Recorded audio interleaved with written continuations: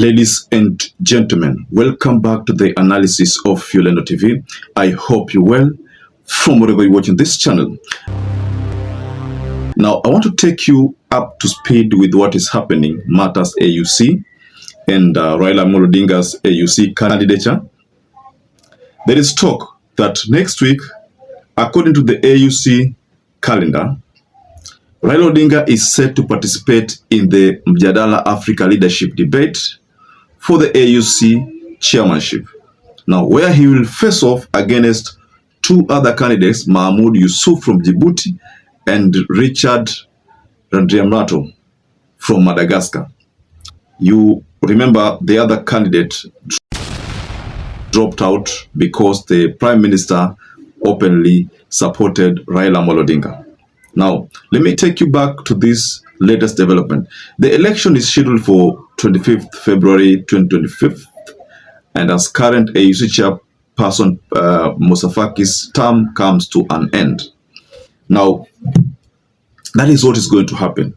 Mjadala Africa. This is a debate similar to US presidential debate, Kenya presidential debate, any other presidential debate in any country. So that is going to happen. What awaits is how Raila Odinga is going to, take on these people with his vast knowledge in matters Pan-Africanism. So before we get further on this analysis, please like this video. It's so important. If you like this video, that is the only way YouTube shares our content. Subscribe to our channel if you're not subscribed before, and to existing subscribers, thank you so much for your support. Now, there's a comment that Wetangula issued during a Pan-African parliament, and Wetangula has said something which I also want to take you through before we escalate this analysis. So Wetangula was speaking to a Pan-African delegation, and he emphasized the importance of supporting Raila Odinga's candidacy, citing his leadership experience and vision for Africa's future. And he said, Kenya has a strong candidate for AUC. That is what he declared. Wetangula was speaking to a Pan-Africa delegation, the way he decided to take that opportunity to emphasize why Africa needs to support Raila Odinga. But that was Wetangula's opinion, which is I think opinion by a majority of Kenya, that people should support Raila Odinga.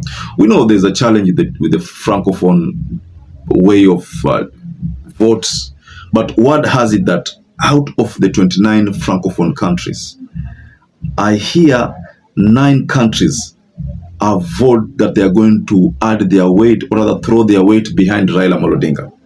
That reduced the number of Francophone countries that could have posed a huge threat to Raila Odinga to 20.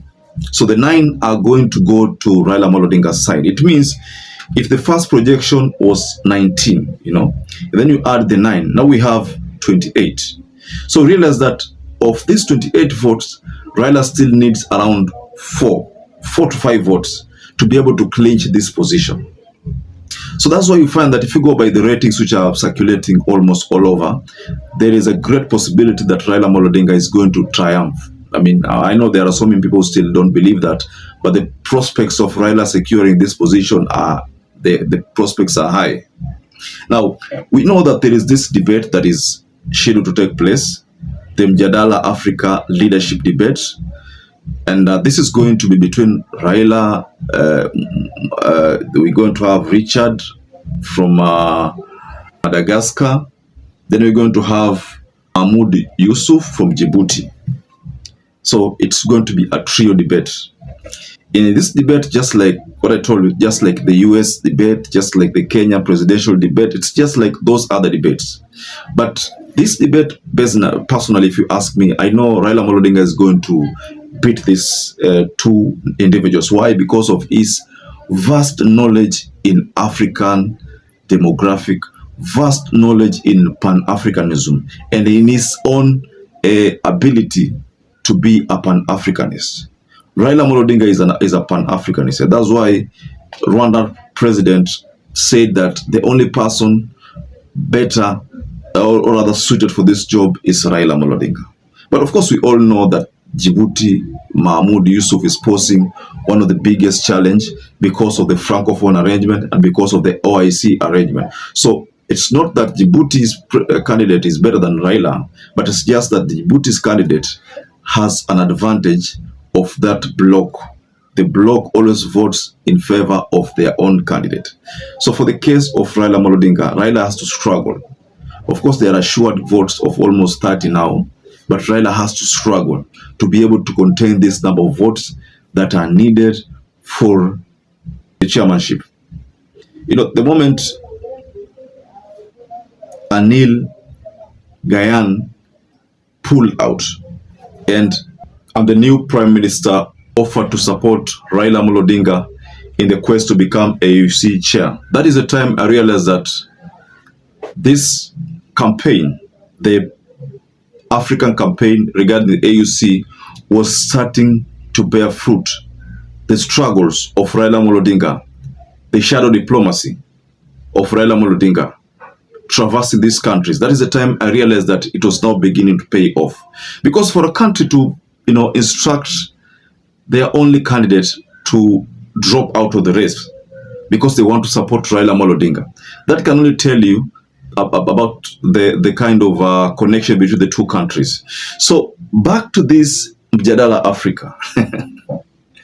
I told you that point blank, Raila is going to beat these two individuals, Richard and Mahmoud Yusuf. They are going to be beaten flat-footed. In fact, Raila Odinga is going to leave them flat-footed during that debate. You see, the debate will focus majorly on Africa, Pan-Africanism, and the various visions for Africa. If you look at the statements that have been coming from Raila Odinga matters vision, you look at the one that came from Mahmoud Yusuf and the one that came from Richard of Madagascar, then you comfortably know that Raila has a better future, a better vision for Africa. But of course, we know that that will not matter a lot in this election because there is because of the other groupings of Francophone, Anglophone, you know, I don't know, Lusophone, you know, the OIC, those kind of groupings will of course matter here when it comes to the final decision. And you already know how the votes are going to take place. So the good news to Raila Odinga is that the numbers in his basket have increased to almost 30 now. Because of some of those Francophone countries that are already vowing to throw their weight behind Raila Odinga during the voting day. Of course, again, I know that there are countries like the ones in South Africa, the SADA.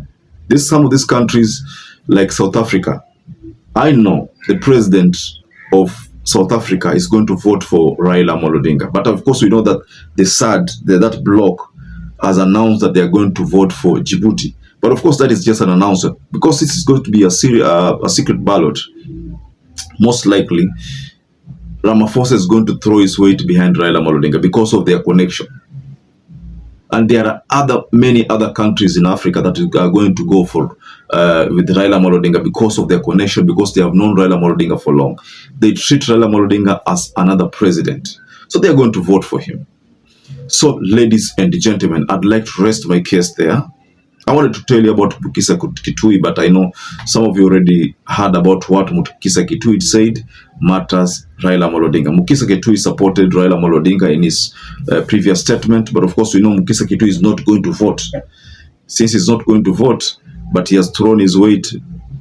But I've seen someone say something different from what Mukisa Kitui said, but let's just give it some time. You know, they say that time is a better explanation to everything. So time will tell whether what Mukisa Kitui was saying is positive or negative to Raila Odinga's charm offensive. Now, perhaps if you're watching this video and you've not subscribed, take 1 second and subscribe, like this video. Until you catch up again, stay safe and stay blessed.